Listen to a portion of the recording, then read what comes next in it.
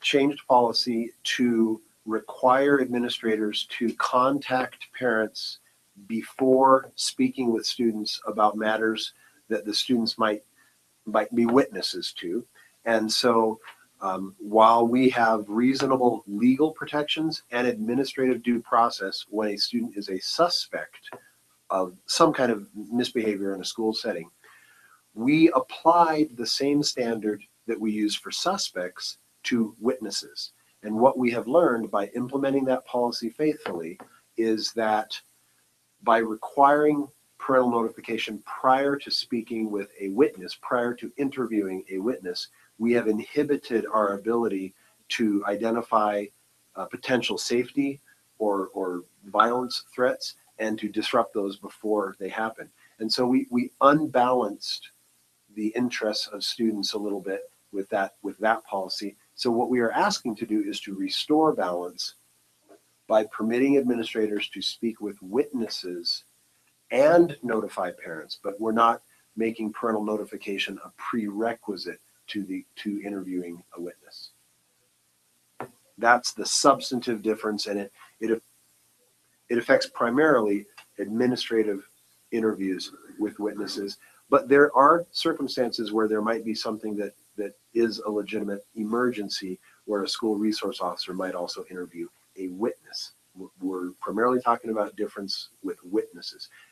If a child is suspected of a serious infraction that could lead to expulsion, there are already statutory requirements that administrators have to follow. Plus, there's a whole set of legal requirements that law enforcement officers, SROs, have to follow related to related to suspect rights, and they're commonly called Miranda rights, but it's more than just Miranda.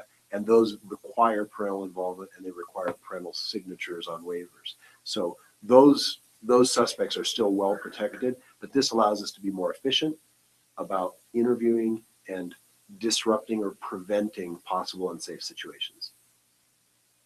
And this brings us back more in line with state statute and requirements there, correct? I would say that we were always compliant with state statute, but this brings us closer to the CASB policy, the Colorado Association of School Boards model policy. We're coming back fairly close to that state standard policy.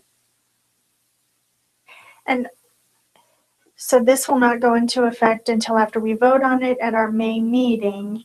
In the meantime, are we going to be training our administrators on this change? Because since it's been in effect for 4 to 5 years now, we have different. I want to make sure that we as a district are training our administrators between now and when this goes into effect so that they know the limits and the just new whatever this new policy might do to them, so they have training on it. So as part of our commitment to improving our processes so that they're more consistent and systematic, our Director of Safety and Security, Dave Watson, is already developing a flow chart, because flow charts show sequence, and that will help us show an administrator the current sequence and the new sequence. But that training is going to mostly happen in the spring and summer as we get ready for the new school year. So we have been operating this way for more than 4 years. We can continue to operate the way we are, but as we begin next school year, we would expect to implement the new protocol. As long as we have training. Okay, any further discussion?